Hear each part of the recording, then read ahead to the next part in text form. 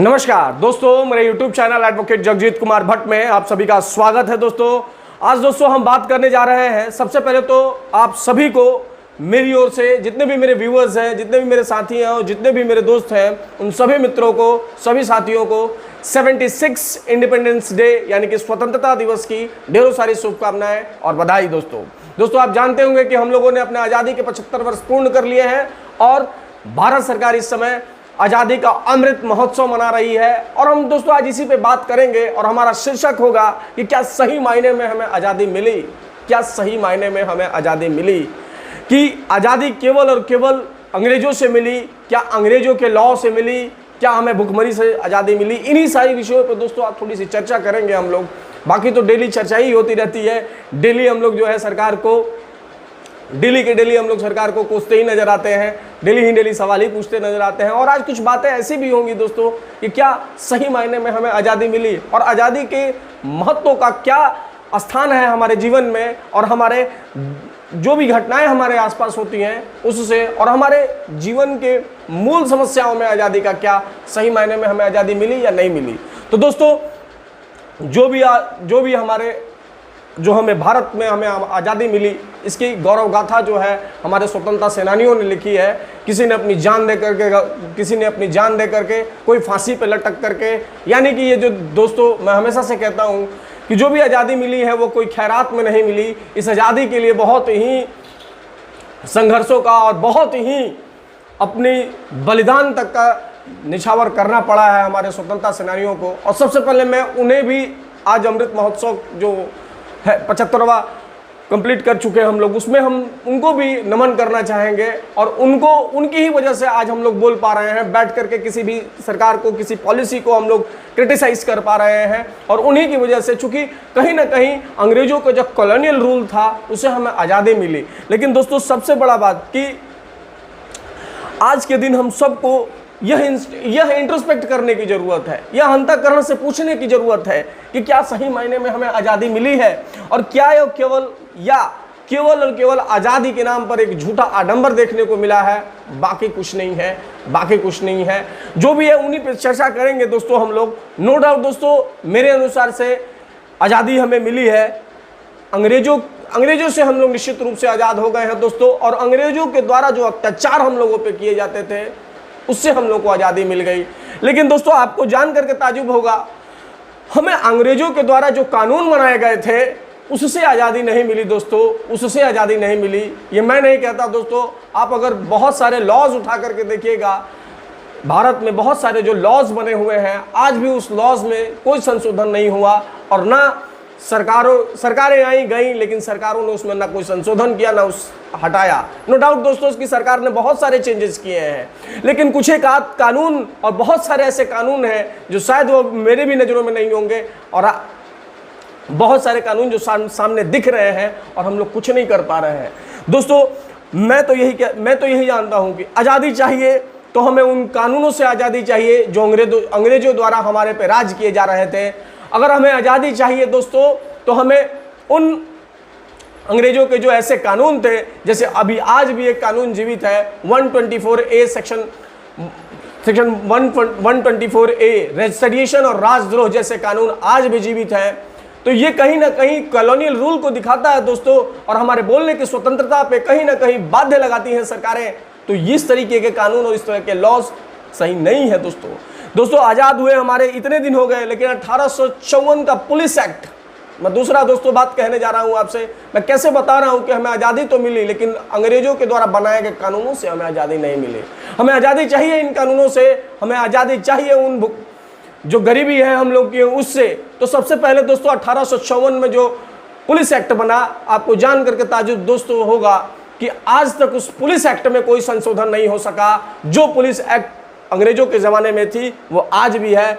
इसीलिए दोस्तों मैं कह रहा हूं कि हमें ज़रूरत है कानूनों में संशोधन करने की। अब जो 124A सेडिशन लॉ है वो क्या था? वो एक ऐसा कानून था दोस्तों जिससे हमारे जो फ्रीडम फाइटर्स लड़ा करते थे अंग्रेजों से, तो वो उनको उस कानून के अंदर में बंद कर देते थे जेल में। लेकिन आज जब हम आज़ाद हो गए तो उस कानून की आवश्यकता क्या है वो मेरे समझ से परे है दोस्तों, वो मेरे समझ से परे है। इसीलिए लेके आप जानते होंगे कि honourable supreme court of India ने उस पर स्ट्रक डाउन लगा दिया है और कहा है कि अब सेक्शन 124A पे किसी को मुकदमा नहीं किया जा सकता है।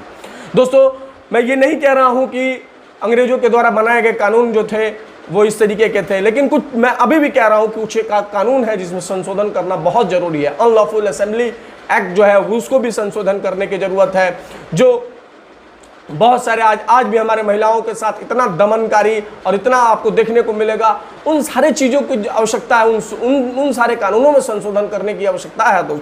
दोस्तों मैं बार बार कह रहा हूँ, हमें भुखमरी से आज़ादी चाहिए, हमें गरीबी से आज़ादी चाहिए। दोस्तों, हमें शिक्षा आज भी उन लोगों तक नहीं पहुँच पा रही है जहाँ ज़रूरत है। दोस्तों, आज भी अगर आप जाएंगे होटल और बहुत सारे कल कारखानाओं में तो छोटे छोटे बच्चे काम कर रहे हैं, उनके पास पैसों का अभाव है।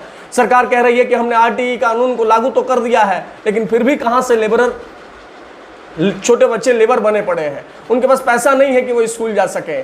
किसी ने 10 तक पढ़ाई भी नहीं की और 10 से पहले अपनी जो है एजुकेशन पूरा करने से पहले ही वो कोई काम करने लगे।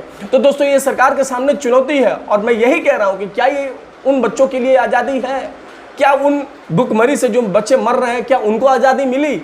क्या उन लोगों को आज़ादी मिली जो आए दिन भुखमरी से, एजुकेशन में, गरीबी में, अब बहुत सारी फैसिलिटीज़ जो है अवेलेबल नहीं हो पा रही हैं दोस्तों? तो सरकार को वहाँ ध्यान दे करके और वहाँ करना होगा।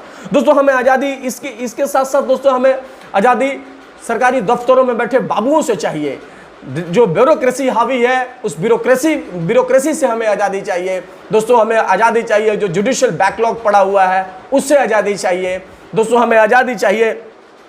समाज में फैले कुरीतियों से आज़ादी चाहिए। दोस्तों, हमें आज़ादी चाहिए तो हमें अब हमारा जो हेल्थ सिस्टम खराब पड़ा हुआ है और एक गरीब आदमी इलाज नहीं करा पाता है, हमें आज़ादी चाहिए तो उस व्यवस्था को सुधार करके आज़ादी हम सही मायने में प्राप्त कर सकते हैं। वरना आप आज़ादी आज़ादी चिल्लाते रहिए, हम लोग खूब झंडा फहराएं, और उस झंडा फहराने का भी क्या मतलब दोस्तों, जब हम हॉस्पिटल में जाएं तो हमारे इलाज ना हो, जब सरकार हमारे लिए जो कोई योजनाएं बनाए तो वो योजनाएं जो है हमारे तक ना पहुंच पाए, बीच में जो ये ब्यूरोक्रेसी के लोग बैठे हैं ये इसे गमन कर जाएं, और बहुत सारी समस्याएं हैं दोस्तों। और अगर आज हम अमृत महोत्सव मना रहे हैं दोस्तों, तो सही मायने में अमृत महोत्सव उस दिन ही सफल होगा जिस दिन सरकार कोई पॉलिसी बनाती है, सरकार कोई योजना बनाती है और दूर खड़ा एक व्यक्ति, अंतिम द्वार पे खड़ा व्यक्ति को अगर उसको मिल जाता है तो समझिए कि सरकार का अमृत महोत्सव सफल है।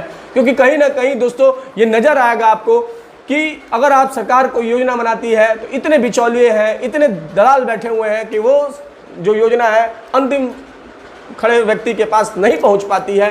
ये बड़ा ही दुर्भाग्यपूर्ण है दोस्तों, क्योंकि हम आज़ादी के अमृत महोत्सव मना रहे हैं। 75 वर्ष कंप्लीट कर लिया हम लोगों ने आज़ादी के, लेकिन इन आज़ादी के मायनों का क्या मतलब दोस्तों? इन आज़ादी के मायनों का क्या मतलब? नो डाउट दोस्तों, सरकारें आएंगी जाएंगी बदल जाएंगे, PM आएंगे जाएंगे बदल जाएंगे, सारे लोग आएंगे बदल जाएंगे, लेकिन समग्र विकास तभी संभव होगा दोस्तों जब सरकार पॉलिसीज़ को ग्राउंड लेवल पे इम्प्लीमेंट करती है, और वो भी बिना करप्शन के। तो एक बहुत बड़ी उपलब्धि होगी, सही मायने में आज़ादी होगी दोस्तों। और सबसे बड़ी बात दोस्तों, मैं बार बार कहता हूँ, जितना मैंने देखा है ब्यूरोक्रेसी से आज़ादी चाहिए। आज जो सरकारी दफ्तर में अधिकारी बैठे हुए हैं वो अपने आप को पब्लिक सर्वेंट ना समझ के पब्लिक का भगवान समझते हैं। कहीं ना कहीं इससे एक आज़ादी दिलानी होगी। मैं बार बार कहता हूँ, अंग्रेज चले जाएंगे, ये हमारे भगत सिंह भी कहा करते थे, अंग्रेज चले जाएंगे लेकिन फिर कोई आएगा उसी माइंडसेट का बैठ जाएगा।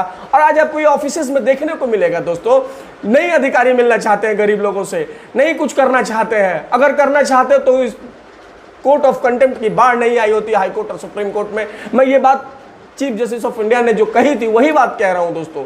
और इसके साथ साथ दोस्तों मैं ये भी कहना चाहूँगा कि अगर हम चाहते हैं कि हमारा डेवलपमेंट हो, पूरे भारत का डेवलपमेंट हो, उसमें हमारे जितने भी लोग हैं उनको भी भागीदारी करनी होगी, उनको भी अपने मूलभूत कर्तव्यों का निर्वहन करना होगा, तब जाकर के भारत का समग्र विकास होगा। और समग्र विकास के तत्पश्चात जो है हम लोग विश्व गुरु बनने का सपना जो है दोस्तों वो पूरा होगा। दोस्तों नो डाउट हमारे फंडामेंटल राइट्स के वॉल्यूशन के लिए ऑनरेबल कोर्ट्स बैठी हुई हैं, हाई कोर्ट्स है, हमारा सर्वोच्च न्यायालय है, ये सारे न्यायालय बैठी हुई हैं जब हमारे कोई फंडामेंटल राइट्स की बात आती है। और जब सरकार का उस तरीके का कुछ फंडामेंटल राइट्स को लेकर के डेडलॉक आ जाता है तो कोर्ट्स बैठी हुई है, सारे सिस्टम बैठी है और सारे सिस्टम में आज सुधार की जरूरत है दोस्तों। आज अमृत महोत्सव हम लोग जब मना रहे हैं, आज़ादी का वर्षगांठ मना रहे हैं, तो सारी चीज़ों के लिए प्रतिबद्ध होना होगा। नो डाउट मैं दोस्तों ये नहीं कह रहा हूं कि एक केवल ब्यूरोक्रेसी में भी है, नो डाउट जुडिशियल में भी कहीं ना कहीं है, उसको भी शॉर्ट आउट करने की जरूरत है, उसमें भी आत्ममंथन करने की जरूरत है, उसमें भी सरकार को लॉस लाने की जरूरत है। जुडिशियल बैकलॉग सरकार कैसे खत्म करेंगे, उसमें जुडिशियरी और सरकार को आपस में बैठ करके इन सारी बातों को डिस्कशन करना होगा कि कैसे खत्म होगा। और सबसे बड़ी बात दोस्तों कि जब आप, सबसे बड़ी बात सरकार को एजुकेशन पे ध्यान देना होगा, हेल्थ सिस्टम पे ध्यान हो, तभी वाकई जाकर दोस्तों अमृत महोत्सव और ये आज़ादी का मतलब है। वरना एक गरीब आदमी के लिए दोस्तों मेरी मानिए आप, कोई आज़ादी का उसका मतलब नहीं है। आज भी अगर दिहाड़ी मजदूर करने वाला है, मजदूरी करने जाता है दोस्तों, तो उसके लिए आज़ादी के लिए कोई मायने नहीं है। और देश का परिवर्तन तब होगा दोस्तों जब दिहाड़ी मजदूर करने वाला, देश का किसान, देश का मजदूर, देश का जवान सुरक्षित रहेगा और वो कहीं ना कहीं अपने को ये समझ में आएगा उसको कि वो लाभप्रद होगा, तो देश का समग्र विकास होगा दोस्तों, समग्र विकास होगा। जाते जाते एक बात कहना चाहूँगा दोस्तों कि ये भारत रहना चाहिए, मैं रहूं या ना रहूं, ये भारत रहना चाहिए, मैं रहूं ना रहूं, ये तिरंगा रहना चाहिए, मैं रहूं या ना रहूं, ये भारत रहना चाहिए, ये भारत रहना चाहिए। जय हिंद, जय हिंद, जय हिंद दोस्तों, भारत माता की जय दोस्तों, नमस्कार।